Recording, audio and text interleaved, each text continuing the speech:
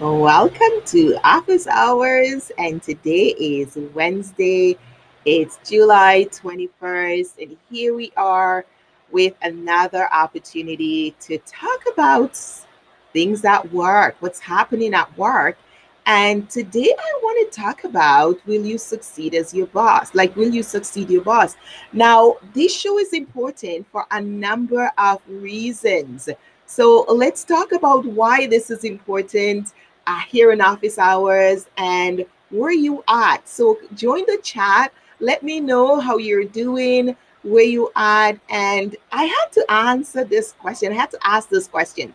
And you may ask, like, where is this coming from? And it really starts because I work with clients in the workplace, and a lot of my clients are employees, and they show up with things that are happening at work. And it's always very interesting to ask them questions and see how they respond. So I couldn't help to ask this question because my client was telling me that, she planned to succeed her boss and all the different things that was going to happen. And I was just a little bit curious. And I said, um, tell me, are you certain that this is going to happen? Like, what are the steps you put in place to ensure that this happens? And in our conversation, we find out that she really hadn't put the steps in place. And we started looking at, okay, what do we need to do? And hello, Sam, welcome. How are you? And we're talking about setting yourself up right to succeed your boss. And I always tell leaders when I work with them that the best compliment you could have is an employee saying that I want to succeed you, especially an employee that you're proud of, one that's doing the work, that's showing up well, one that you know that's going to make you proud. Now, often my clients will say to me, the leaders will say, well, Joyce, there isn't anywhere else for me to go. So why would I want to encourage that? And we say, well, because it's really important that to show what you can do and who will be replacing you. It's part of succession planning, right? If something happens and you were not able to show up to work today, who is going to replace you? So this comes up very, very often because I work with very many leaders, and it has to do with self-confidence. It has to do with how you show up, how you feel about yourself, and that whole idea of competition. It's not about competing. So I'm not encouraging you to go out there and compete your boss and chase them out of the organization. That's not the plan. Hello, Madeline. Hey, Sandra. Welcome here. We're talking today about how do you know you're going to succeed your boss? And it's very interesting because I had to ask this client this particular question because she was very confident that she was going to succeed her boss. And in our conversation, I would just became curious as the coach, and I said, tell me a little bit. And I mean, this client is working with me because of workplace conflict and issues around that. And I asked the question, how do we know you're going to succeed your boss? You've talked about this and you're very confident that it's going to happen. What are the steps you've put in place to make that happen? Hi, Madeline, welcome. How many of you have had the opportunity to succeed your boss or have an employee preparing to succeed you in the workplace? And that's what we're talking about today. And also for those who want to succeed their boss, how to not let complacency take over, because this is what she was important, meaning that you're striving to take your boss's place in the workplace. So meaning you are looking to be in a similar role, maybe if it's lateral in another department, or they're planning on retiring, or they're getting up to that place of retirement, and you're looking to be the person chosen to replace them. And in this particular instance, the not take over, but replace. Succeed means that the person has left, right? We're not recommending that you go combat with your boss to get their role. That's not it. In this particular situation, though, the employee was very confident that she would succeed her boss. So I was curious as to how she had set it up, and what are the steps that were taken, and what kind of conversation did they have. And then I found out that it was just very loose. It was just said that, I'll show you some stuff, and when I'm not here, you can act in my role, or you can do those things. But there really wasn't a roadmap, a succession plan developed for this employee to be competitive. Because let's face it, in some organizations, every role is going to be a competition. So when that competition opens, what happens? How do you set up yourself for that job? What prevents someone else from another department to apply for that job and be more successful than you? So those are the things that my client wasn't thinking about. She was just completely comfortable that she was going to succeed her boss and not thinking about the homework that needs to be done. So, Madeline, you're saying you want to have an open conversation meeting with your boss to get to know each other. Exactly. You want to have that conversation with your boss. So, I asked the question, like, what makes you so confident that this will happen? Do you have a timeline? First of all, if is my boss planning to retire? And if so, when? And how long do I have to develop myself and to prepare myself for that role? And that was the question that wasn't asked. That was the question. It was just a supposition. It was just like, yeah, when my boss leaves, I will take that role.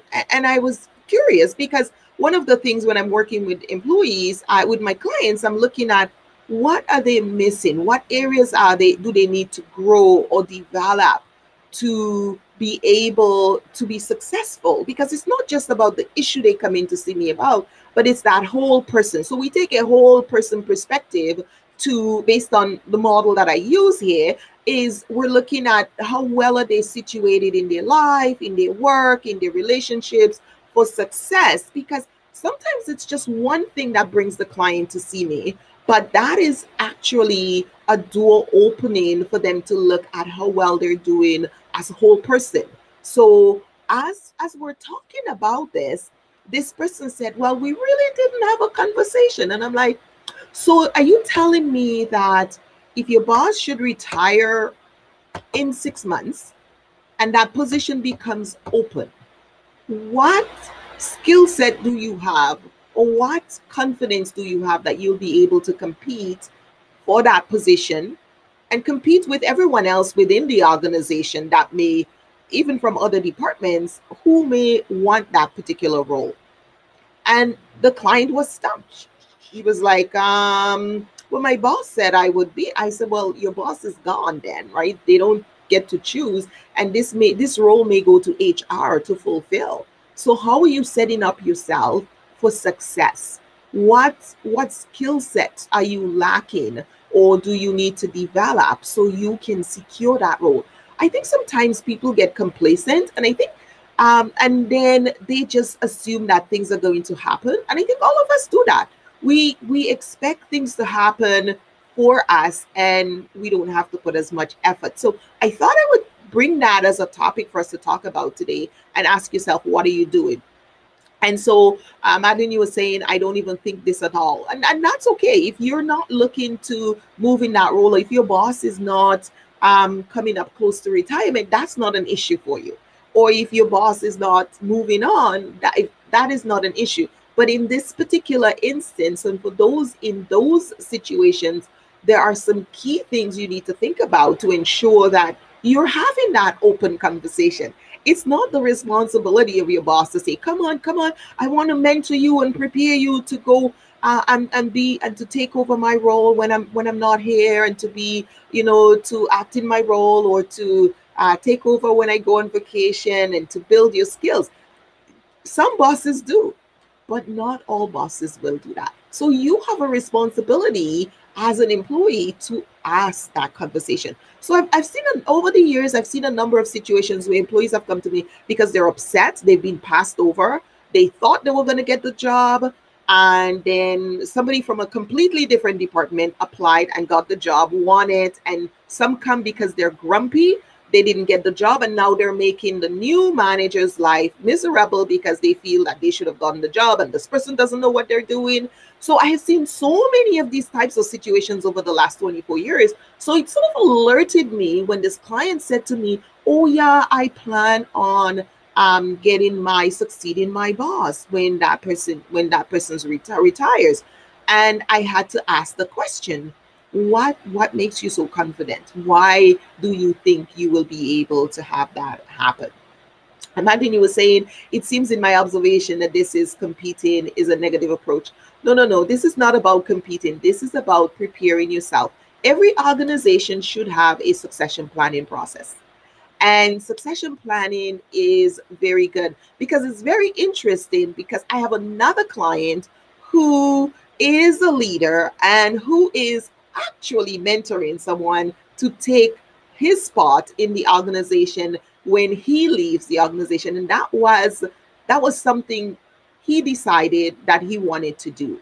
So it's not negative. It's all about how you think about succession planning and what you do. This is something that most people just leave to happen, and then they're grumpy after. So if I tell you how many conflict situations I've come into where in the workplace where someone is upset because they got passed over, they're mad at the new boss where they say, oh, the new person who got the job is not even skilled and can't do the job. And so because they're grumpy that they didn't get the job, and it's because they didn't do the work that they needed to prepare themselves. So first of all, have the conversation. If you were not here, or if you left the organization, or if you retire from your role, do you see me as the person fit to take on some of your responsibilities or all of your responsibilities? And that's a healthy conversation to have. Once you have that conversation, then you can work out a plan, a learning plan, a mentorship program on what skills do you need to have. And sometimes you may need to take courses. So you may need to, first of all, have the conversation. Then you may look at what skills do you have that I would need to be effective in this role. And part of what I'm talking about today falls under the competency we teach called responsible communication. A lot of people expect things to happen for them, and they just expect everyone to take care of them in the workplace. We have a responsibility to communicate responsibly what our needs are, what our goals are, what our vision, and then to find out who can partner with us to make that successful.